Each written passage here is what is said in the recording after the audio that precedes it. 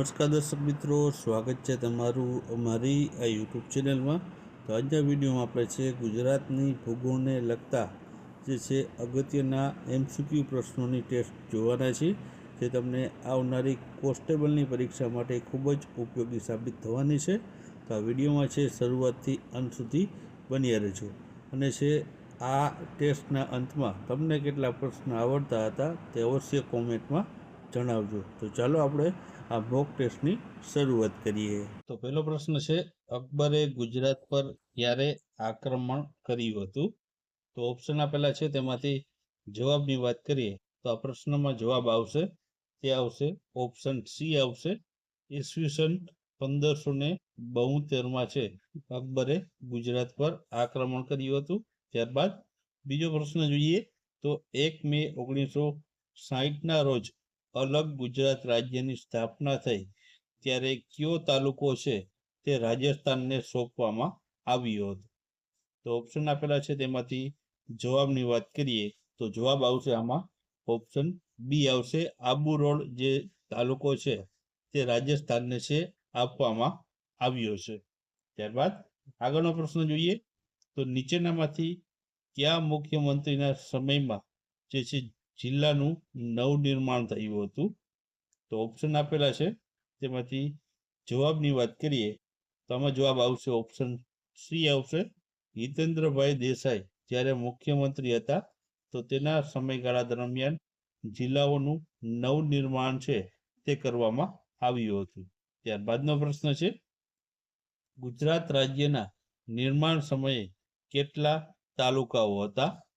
તો ઓપ્શન આપેલા છે, તેમાંથી જવાબની વાત કરીએ તો જવાબ આવશે ઓપ્શન સી આવશે. 185 જેટલા તાલુકાઓ છે તે નિર્માણ સમયે રહેલા હતા. ત્યારબાદ આગળનો પ્રશ્ન જોઈએ તો સોલંકી રાજાઓના સમયમાં કયું બંદર છે તે ભારતના પ્રવેશ દ્વાર તરીકે ગણાતું હતું? તો ઓપ્શન આપેલા છે, તેમાંથી જવાબની આપણે વાત કરીએ તો પ્રશ્નનો જવાબ આવશે ઓપ્શન સી આવશે. ખંભાતને છે તે ભારતના પ્રવેશ દ્વાર તરીકે છે જે છે સોલંકી કાળ દરમિયાન છે ગણવામાં આવતું હતું. ત્યારબાદ આગળનો પ્રશ્ન છે, માર્કો પોલોએ ગુજરાતની મુલાકાત લીધી ત્યારે તેને કયા બંદરને મહત્વનું બંદર ગણાવ્યું હતું? તો ઓપ્શન આપેલા છે, તેમાંથી જવાબની વાત કરીએ તો આમાં જવાબ આવશે ઓપ્શન સી આવશે. ખંભાત જે બંદર છે તેને મહત્વનું બંદર છે તે માર્કો પોલોએ તેમની મુલાકાત દરમિયાન જણાવ્યું હતું. ત્યારબાદ આગળનો પ્રશ્ન જોઈએ તો ઉત્તર આફ્રિકાના ઇબન તુતાએ છે ક્યારે ગુજરાતની મુલાકાત લીધી હતી?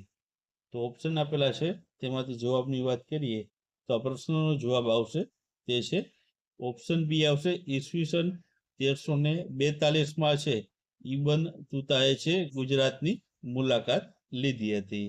ત્યારબાદ આગળનો પ્રશ્ન છે કે જામનગર રાજ્યની જે સ્થાપના છે તે કોણે કરી હતી?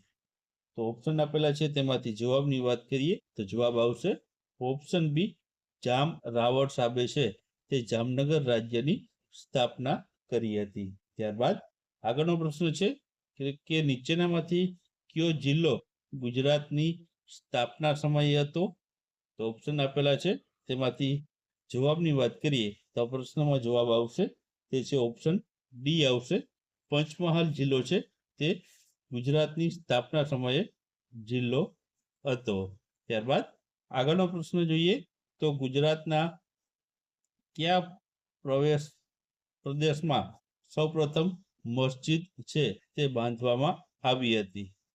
તો આમાં જવાબ આવશે ઓપ્શનમાંથી, તે છે ઓપ્શન બી આવશે. ગાંધાર પ્રદેશમાં છે સૌપ્રથમ મસ્જિદ છે તે બાંધવામાં આવી હતી. ત્યારબાદ આગળનો પ્રશ્ન જોઈએ તો સ્ટ્રોબાએ છે સૌરાષ્ટ્રને કયું નામ આપ્યું હતું? તો ઓપ્શન આપેલા છે, તેમાંથી જવાબની વાત કરીએ તો જવાબ આવશે આમાં ઓપ્શન ડી આવશે. સેરોસ્ટર્સ જે નામ છે તે સ્ટ્રોબાએ છે સૌરાષ્ટ્રનું નામ છે તે આપ્યું હતું. ત્યારબાદ ગુજરાત રાજ્ય છે તે કેટલા અક્ષાંશ વૃત્ત વચ્ચે આવેલું છે? તો ઓપ્શન આપેલા છે તેમાંથી જવાબની વાત કરીએ તો ઓપ્શન સી આવશે 20 ડિગ્રી અને 6 થી 24 ડિગ્રી અને 7 ઉત્તર અક્ષાંશ વચ્ચે છે ગુજરાત જે છે રાજ્ય આવેલું છે. ત્યારબાદ આગળનો પ્રશ્ન જોઈએ તો ગુજરાત ભારત દેશના આશરે કેટલા ટકા વિસ્તાર ધરાવે છે? તો ઓપ્શન આપેલા છે તેમાંથી જવાબની વાત કરીએ તો આમાં જવાબ આવશે તે આવશે ઓપ્શન બી જવાબ આવશે 6% જેટલો વિસ્તાર છે તે ગુજરાત રાજ્ય ભારત દેશનો જે છે ધરાવે છે. ત્યારબાદ સૌરાષ્ટ્રમાં કયા જિલ્લામાં સૌથી વધુ તાલુકાઓ આવેલા છે? સૌરાષ્ટ્રની વાત થઈ છે તો સૌરાષ્ટ્રમાં સૌથી વધુ જે તાલુકાઓ છે કયા જિલ્લામાં આવશે? તો જવાબ આવશે ઓપ્શન સી આવશે રાજકોટ જિલ્લામાં છે સૌથી વધુ તાલુકા સૌરાષ્ટ્રમાં આવેલા છે. ત્યારબાદ આગળનો પ્રશ્ન છે કે લખતર અને લખપત તાલુકો છે અનુક્રમે કયા જિલ્લામાં આવેલા છે? તો આમાં મિત્રો ઓપ્શનમાંથી જવાબ આવશે તે આવશે ઓપ્શન સી આવશે સુરેન્દ્રનગર અને કચ્છ. લખતર છે તે સુરેન્દ્રનગરમાં અને લખપત છે તે કચ્છ જિલ્લામાં આવેલો છે. ત્યારબાદ વીરપુર તાલુકો છે તે કયા જિલ્લામાં આવેલો છે? તો મિત્રો વીરપુર તાલુકો કયા જિલ્લામાં આવશે? તો આમાં જવાબ આવશે ઓપ્શન સી આવશે મહીસાગર જિલ્લામાં છે આ વીરપુર તાલુકો આવેલો છે. ત્યારબાદ આગળનો પ્રશ્ન જોઈએ તો બાયડ તાલુકો છે તે કયા જિલ્લામાં આવેલો છે? તો ઓપ્શન આપેલા છે તેમાંથી જવાબની વાત કરીએ તો આમાં જવાબ આવશે ઓપ્શન એ આવશે અરવલ્લી જિલ્લામાં છે બાયડ તાલુકો આવેલો છે. ત્યારબાદ સૌથી વધુ ખારાશવાળા કાદવ કીચડનો ખારાપાટાનો વિસ્તાર કયા જિલ્લામાં આવેલો છે? તો ઓપ્શન આપેલા છે તેમાંથી જવાબની આપણે વાત કરીએ તો આ પ્રશ્નનો જવાબ આવશે તે આવશે ઓપ્શન ડી આવશે ભાવનગર જિલ્લામાં છે જે છે આ કાદવ કીચડવાળો ખારાપાટનો વિસ્તાર જોવા મળે છે. ત્યારબાદ આગળનો પ્રશ્ન જોઈએ તો હ્યુંગ એન્ડ સાંગ છે સૌરાષ્ટ્રને કયા નામે ઓળખાવ્યું હતું? તો ઓપ્શન આપેલા છે તેમાંથી જવાબની વાત કરીએ તો જવાબ આવશે ઓપ્શન બી આવશે સુલકા તરીકે છે તેમણે સૌરાષ્ટ્રને ઓળખાવ્યું હતું. ત્યારબાદ પાકિસ્તાન ગુજરાતની કઈ દિશામાં આવેલું છે? તો ઓપ્શન આપેલા છે તેમાંથી જવાબની વાત કરીએ તો જવાબ આવશે ઓપ્શન એ આવશે વાયવ્ય દિશામાં છે પાકિસ્તાન આવેલું છે.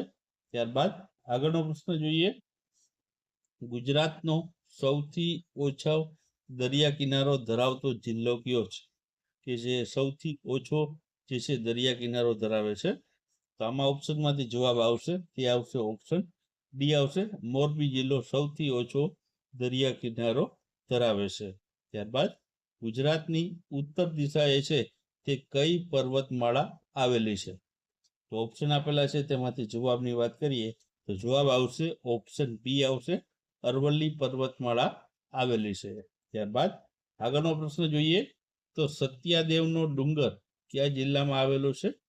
તો ઓપ્શનમાંથી જવાબ આવશે તે આવશે ઓપ્શન બી આવશે જામનગર જિલ્લામાં આવેલો છે. ત્યારબાદ ગેડી પાદરની ટેકરીઓ કયા જિલ્લામાં આવેલી છે? તો ઓપ્શન આપેલા છે તેમાંથી જવાબની વાત કરીએ તો જવાબ આવશે આમાં ઓપ્શન બી આવશે કચ્છ જિલ્લામાં છે આ ગેડી પાદરની ટેકરીઓ જોવા મળે છે. ત્યારબાદ આગળનો પ્રશ્ન છે કે ઠાંગાનો ડુંગર સૌરાષ્ટ્રના ડુંગરાળ પ્રદેશના કયા ભાગની ટેકરીઓ આવેલી છે? તો આમાં જવાબ આવશે મિત્રો ઓપ્શન એ આવશે ઉત્તરની ટેકરીઓ આવેલી છે. ત્યારબાદ અઘોઈની ટેકરીઓ કચ્છના કયા ભાગમાં આવેલી છે? તો આમાં જવાબ આવશે તે આવશે ઓપ્શન સી આવશે દક્ષિણ ધારમાં છે તે આ અઘોઈની ટેકરીઓ કચ્છમાં આવેલી છે.